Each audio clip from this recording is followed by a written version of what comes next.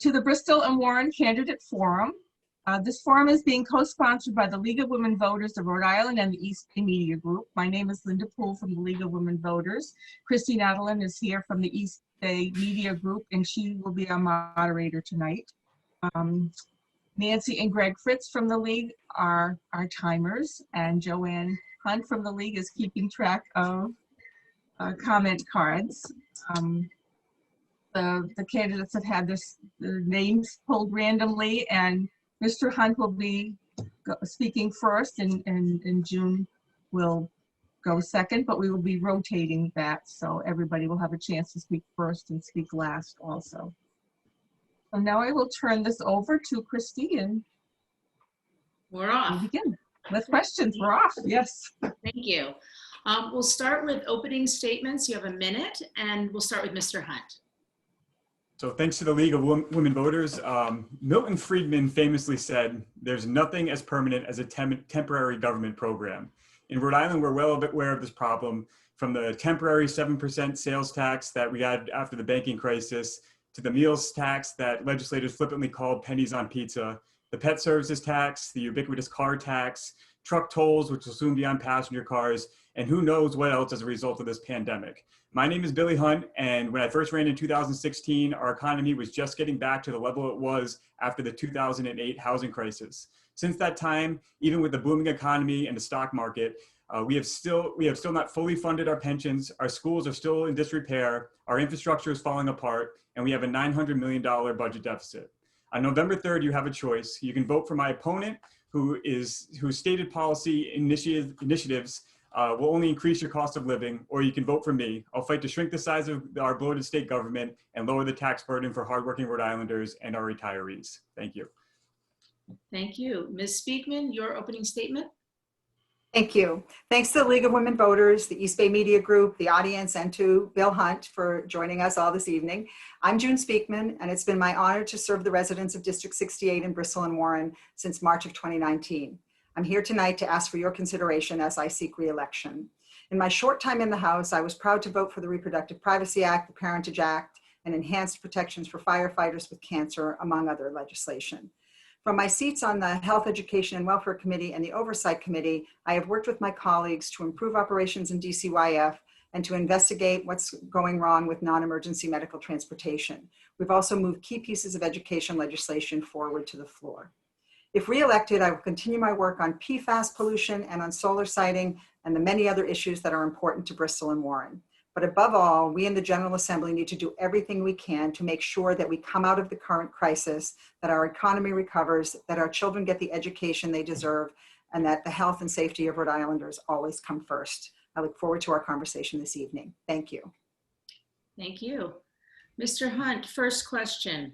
If elected, what legislation would you introduce in an effort to make state government operate more efficiently? Sure. The two big pieces of legislation would be the line item veto for the governor. I think that it's very important that our governor has the power to go ahead and strike specific line items in the budget. A lot of times our general assemblies will just throw their hand, the members of the General Assembly will just throw their hands up and say, I needed to vote for the budget, even though I didn't like everything that was in it. If we had that ability to strike those individual line items, it would solve a lot of our budget issues. And the other priority would be zero-based budgeting, where every year, each of our departments in the government, in the state government, would have to justify their expenses each year and make sure that the spending is kept under control and not just growing year after year just because they wanted to get the same amount of funding or more than what they had in the previous year. I think the combination of those two initiatives would help us to significantly lower our state budget and lower the tax burden for both individuals and our business owners. Thank you.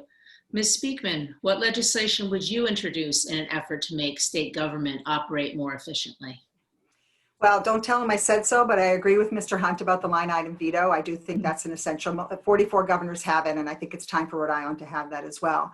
I do think some mechanisms are already in place for achieving the inefficiencies, for dealing with the inefficiencies that we face. I do sit on the Oversight Committee. As one of the prior panelists said, it is frustrating not to use that committee more effectively to examine how the executive agencies work and to pass legislation that would help them, based on that research and analysis, work better. Thank you very much. This next question is for you, Ms. Speakman. Given the impact of COVID-19 on small businesses across the state, what measures would you take to help them survive the crisis? Yeah, that it's been heart-wrenching to watch what's been happening to small businesses in Bristol and Warren and throughout the East Bay and the state and across the country for that matter. During the pandemic, I have had the honor of meeting with several small businesses and members of the administration to talk about some of the programs that the governor has been proposing. And in fact, she tweaked some of those in order to, based on the input that our Bristol and Warren small businesses gave her. I do think we need more loans, and loans for even the smallest businesses, who are the ones that are often the backbone of our economies in our two communities, but don't qualify for many of the programs that exist now. So I would certainly seek to expand and make easier to access the small business loan program. Thank you. Mr. Hunt, same question. Given the impact of COVID-19 on small businesses across the state, what measures would you take to help them survive the crisis? So the measures that should have been taken back in March. The governor has had the COVID CARES relief funds in her possession in the state budget to be doling out to small businesses since then. And it wasn't until late August, early September that she actually started sending money out to the small businesses. And even with the time that she rolled out the money, there was a lot of strings attached, a lot of documentation that needed to be done, and there was a cap on the amount that small businesses were able to request. It was like $15,000, and it wasn't until actually yesterday, on Wednesday, that they increased that amount to $30,000, and that's at the best case scenario. Most of the payouts that a lot of these small businesses are getting that I'm talking to are like $5,000, $6,000, $7,000, and that's barely enough to cover one payroll period, let alone the amount of work and resources required to deal with the mandates that are being put in place by the governor right now. Thank you. The next question, Mr. Hunt. How should Rhode Island respond to climate change, which is expected to cause rising tides and stronger storms? And specifically, what legislation would you submit or support to help combat its effects? Well, I think the number one thing we should do in fighting climate change is stop building structures in flood zones. You know, there's a lot of legislation and initiatives that are going on right here in our local community that are counterproductive to the climate change problems that we're facing as a state. The one that I see is a result of other government, or two that I see are a result of other government initiatives. One being the Opportunity Zone program, which is encouraging new development at both the Narragansett Electric site in Warren and the Blount site in Warren as well, where they're building new structures directly in a flood zone, which is putting those assets at risk and putting taxpayers' dollars at risk. There's also an affordable housing initiative that is causing a developer to build a structure, low-income housing development in Betancourt Farm, the Settlers Green project, which happens to be in a flood zone. So when the people that are out there and they're talking about climate change and issues and how these type of things significantly impact, and I'll continue on if I can, continually impact our low-income communities and our minority communities, I think the first thing that we should do is stop putting those low-income and minority communities through affordable housing into these flood zones and putting them at risk. I don't think that's good policy, and it just shows the problems that we have when the state government comes in and tries to do what the free market should be doing. Thank you very much. Same question to Ms. Speakman. How should Rhode Island respond to climate change, which is expected to cause rising tides and stronger storms? And specifically, what legislation have you submitted or would you submit or support to help combat its effects? Well, first of all, I'm happy to hear that Mr. Hunt supports using zoning ordinances to regulate development in areas that are subject to rising sea levels. That's good to hear.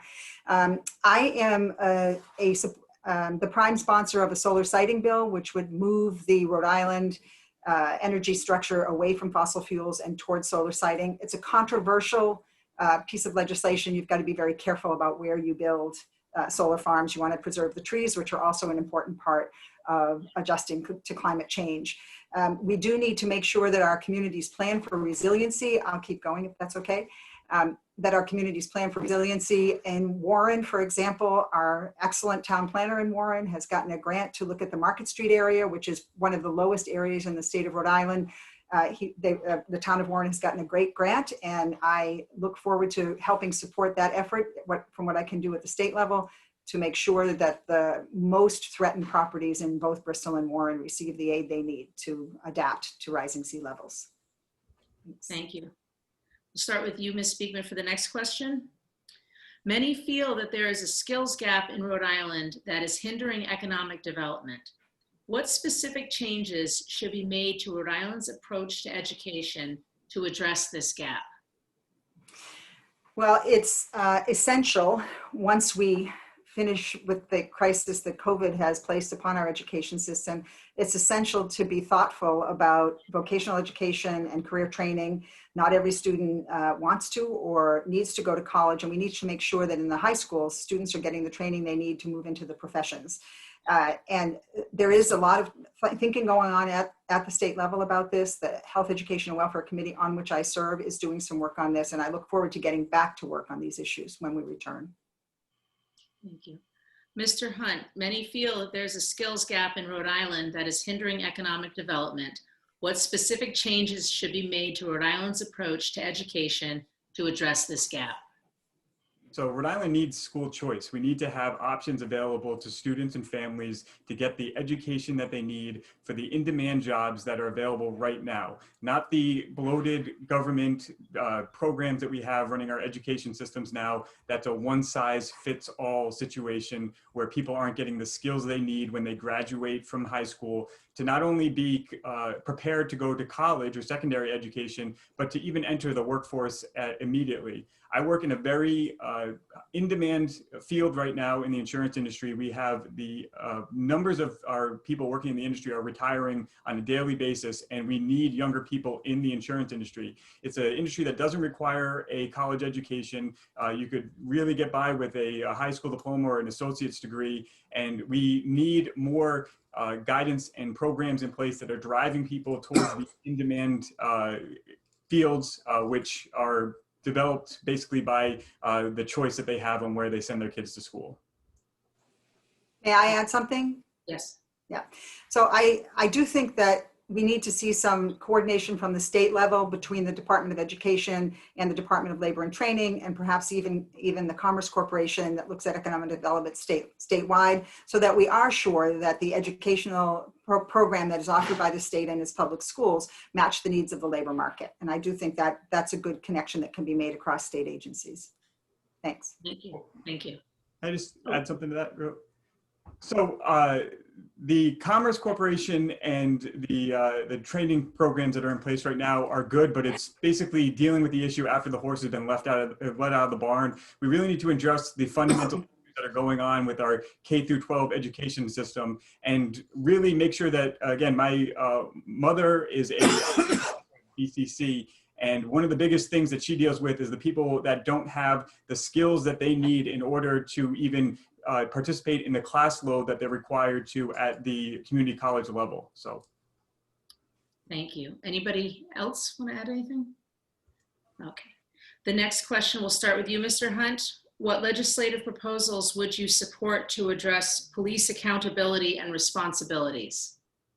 Sure. So the police, I think, have a very large load of what they're dealing with on a daily basis, interacting with the public.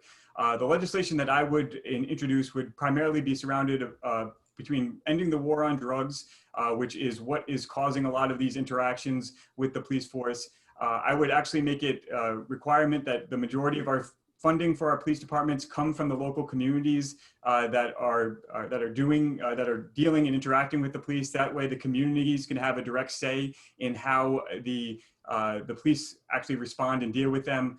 We should be demilitarizing our police force. We don't need SWAT teams and all these other things when we're interacting with our police force. And qualified immunity was brought up before. That's something that we should look into, ending qualified immunity, just because as an insurance professional, I am required to have errors and omissions insurance. If I were to mess up on my job and do something wrong, police should be held to the same standard and be accountable for the stuff that they do on the job. Thank you. Ms. Speakman, what legislative proposals would you support to address police accountability and responsibilities? Well, as anyone who lives in Bristol and Warren knows, our police departments play an essential role in our communities. However, every department can look inside itself and examine how its policies and procedures work and make sure that they are consistent with the values of the community. I was privileged to attend a meeting at the Bristol Police Department just last week where I observed the diversity training that the officers go through as part of their accreditation process. That is just the kind of training that police departments are doing voluntarily without a mandate from the state. It is, however, also important to look at the Law Enforcement Officers' Bill of Rights, and that is a piece of legislation that was put on the floor several months ago and that we will be looking at shortly to make sure that policies and procedures are in place to so that officers have the training they need to de-escalate violence and the other kinds of reforms that are being called for by the 20 for 20 proposals. Thank you. Thank you. Next question, Ms. Speakman, would you support Medicare for All as a partial solution to the unemployment caused by COVID-19? And if not, how would you help people who are struggling to survive until they can get jobs? I support a public option so that folks without health insurance or who are paying too much, more than they can afford for health insurance, have the same opportunity to access Medicare that our seniors have. Medicare is a very good program that works very well. I saw it work with my parents and I just became eligible for it myself. And I do think that is an option that all Americans should have access to. It's going to require some time to implement that, but that's the way I think we should go, to a public option. Thank you. Mr. Hunt, would you support Medicare for All as a partial solution to the unemployment caused by COVID-19? And if not, how would you help people who are struggling to survive until they can get jobs? Sure. So generally, I don't support Medicare for All. I don't support state-funded health insurance. That's more of a federal issue in general. On the state level, it's not something that we really are focused on. We get the money from the federal government and we implement the program as it is. I think the easiest thing to do to make the insurance market more affordable for everyone is to open up the free market and allow insurance companies to sell insurance across state lines and reduce a lot of the regulations around the funding and how the rebates happen for insurance. And it's something that's a very convoluted and overly complicated process. I think the biggest thing we can do to help people during this economic time is to lower their tax burden so we can put direct tax dollars back into their pockets so that they have money to spend their money on things that are important to them, not what the state and government thinks that is what is important to them. I may. I don't know how you afford health insurance if you're unemployed as a result of COVID. I think it is the obligation of government to make sure that every American citizen, every resident of Rhode Island and Bristol and Warren has access to health care. And we can't just assume that people have the money to go out onto the private market and buy insurance. And we can't assume that tax cuts will help them either. If you're not making income, you're not paying taxes, so a tax cut is not going to help you. So the connection in the question between health insurance and unemployment is an important one. Thank you. Thank you. So just to address that issue, if we lower the tax burden, not only for the individuals, but for the businesses themselves, that will attract more businesses into the state that will hire these people, which will provide health insurance coverage for them, and it resolves the issue on itself. Obviously, during this economic downturn, it's not a good time to be talking about changing the program entirely, but I think we need to focus on common sense solutions that we can start working on now and start implementing now that are going to create a better business climate, attract more businesses so people can be employed so they can afford their health insurance coverage. Thank you. Next question, we'll start with Mr. Hunt. Despite the focus on COVID-19, the opioid epidemic remains a public health crisis and one that has only gotten worse during the pandemic. Where should we invest our resources to best address this problem? Well, as I said earlier with the police issue, we need to focus on ending the failed war on drugs. The opioid epidemic is a direct result of prohibition where individuals who have been set up by big pharmaceutical companies and gotten addicted from overprescribed opiates run out of money, they can't afford the pills, so they switch over to drugs which have been altered by fentanyl because it gets a big bang for your buck, as it were, if you were a drug dealer. And if I'm someone who is a user and I need whatever opioid or whatever drug of choice it is I need to survive or just be dealing with this as a health issue.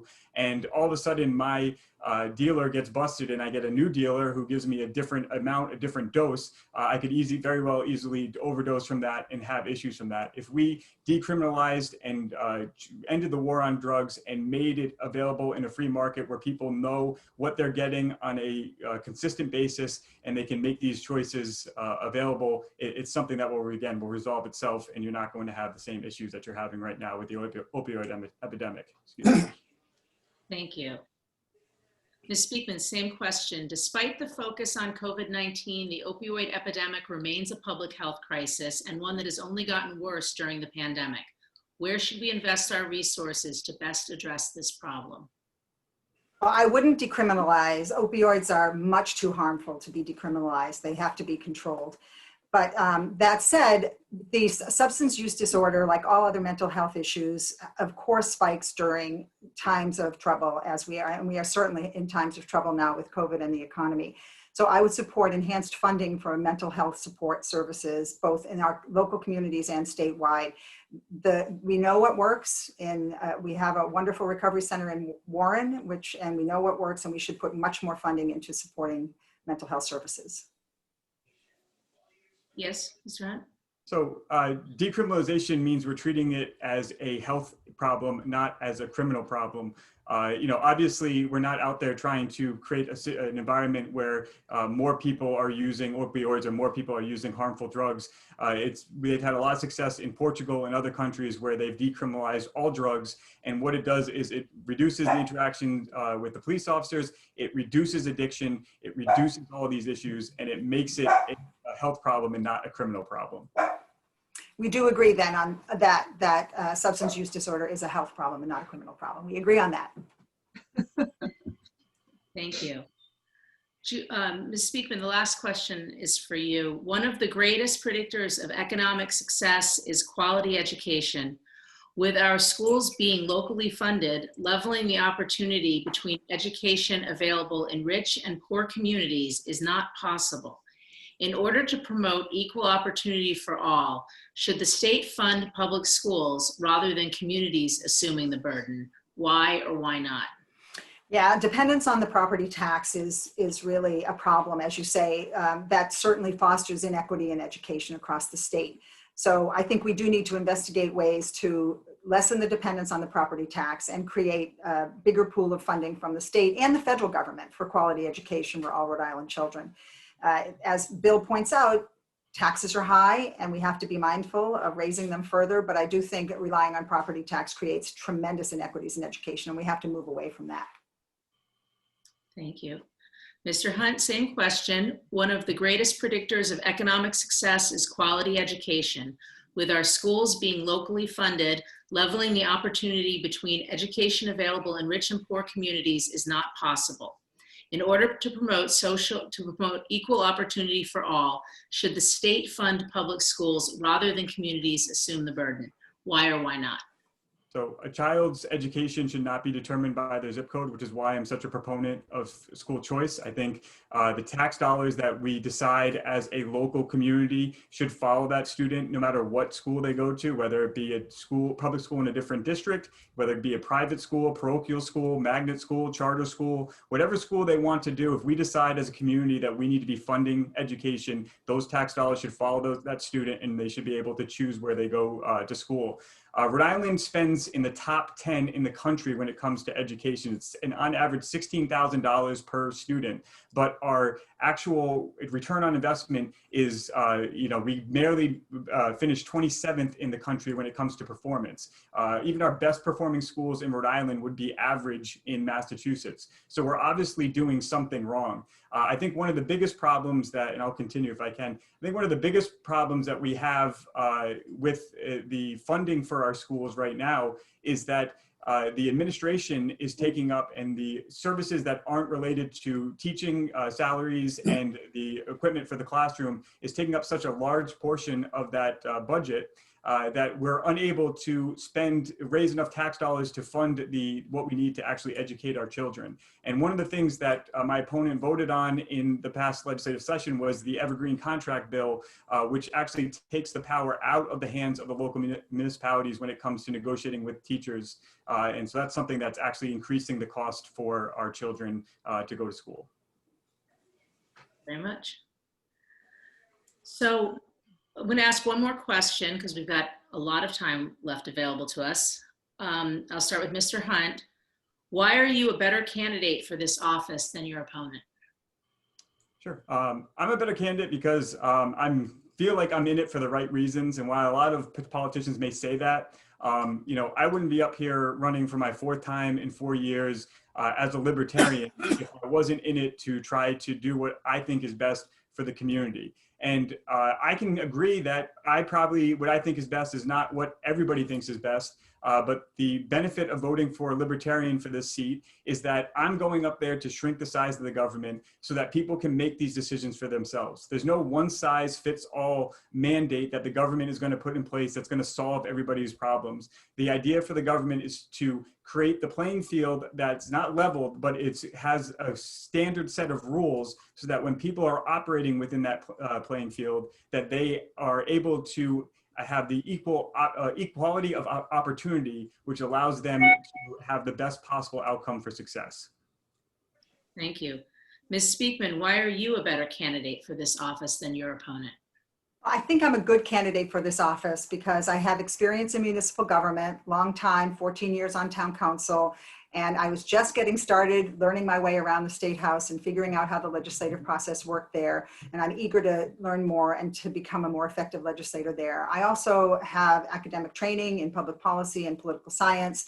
So I bring the analytical abilities to the work that I think is necessary for figuring out some of these difficult problems. And finally, I am as committed as Bill to the health and well-being of the residents of our district in Bristol and Warren, and to doing what's best for the state of Rhode Island. So I think I'm doing it for the right reasons too. Thank you. So we have our closing statements, and we have Mr. Hunt didn't use 2 of his extra speaking times, so you have a total of 2 minutes available to you, Mr. Hunt, if you want to make your closing statement. Sure. So again, want to thank the League of Women Voters, East Bay Newspapers, June, for having this conversation. It was very enlightening. Most of all, though, I want to thank my wife. I don't know if everybody knows this, but we're actually expecting our first child on Monday is the actual due date. So I wasn't even sure if I was going to be able to make this debate, but I'm happy he decided to hold off and allow me to participate. That's one of the main reasons why I'm running for office, is to create a better future for my children. I am a 4th generation Warren resident, and my son is going to be a 5th generation, and I want him to grow up in Warren, to stay in the state and not have to move out of the state once he graduates from school because there's not the economic opportunity for him to live here. It was very difficult, as younger people are realizing right now in this very hot housing market, to find a home that you could afford in a nice neighborhood such as Warren, a nice community. And I want to make it easier for more people, more young people, to stay in the state, to work hard in good paying jobs. And the only way that we're going to do that is by lowering the tax burdens and shrinking the size of state government. The state budget was increased by 20% at the end of the legislative session. So we are now at $11.8 billion budget, which is more than twice as expensive as spending as we have for states that are comparable size, both in population and size itself. Delaware and New Hampshire are 2 that come to mind. This is something that it's not a revenue problem, it's a spending problem. And the only way we're going to address the spending problem is if we have elected officials that go up to the State House and fight every day to lower the tax burden for the hardworking Rhode Islanders and the retirees in the state, because the retirees need to stay here as well. Thank you. Thank you, Mr. Hunt, and congratulations. Thank you. And Ms. Speakman, you have 3 minutes available to you for your closing statement. Okay, thank you. I want to thank the League of Women Voters, East Bay Newspapers. Thanks to you, Christy, as well. And again, all the best, Bill, to you and your wife with William J. Hunt III. I look forward to watching you walk up and down the street. Bill and I live very, very close to each other. Now he walks his dog, but I look forward to watching him with a stroller shortly. So best of luck with that, Bill. So no matter where you are, who you are, the most important challenge we face to get today, all of us together, is to get through this pandemic safely. And I'm committed to doing everything I can to make that happen and to work with my colleagues in state government to set our economy on the path to recovery.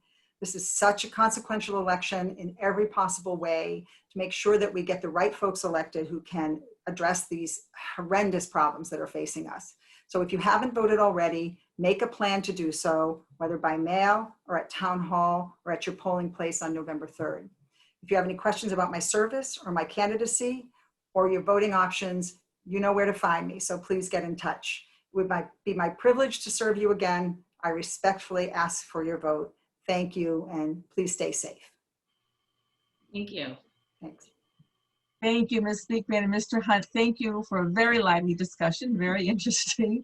Thank you for participating in this forum. I neglected to say in the beginning that this is for House District 68, so I apologize for that. Thank you to Christy Madeline from the East Bay Media Group for being our moderator. And Matt Hayes also, who's helping record this and help set it up from the East Bay Media Group.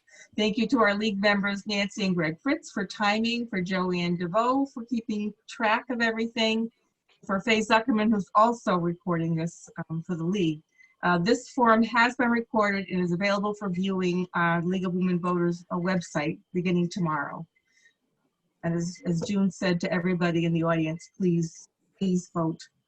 Most important, please go out and vote. Thank you all. Good evening. Good night. Thank you.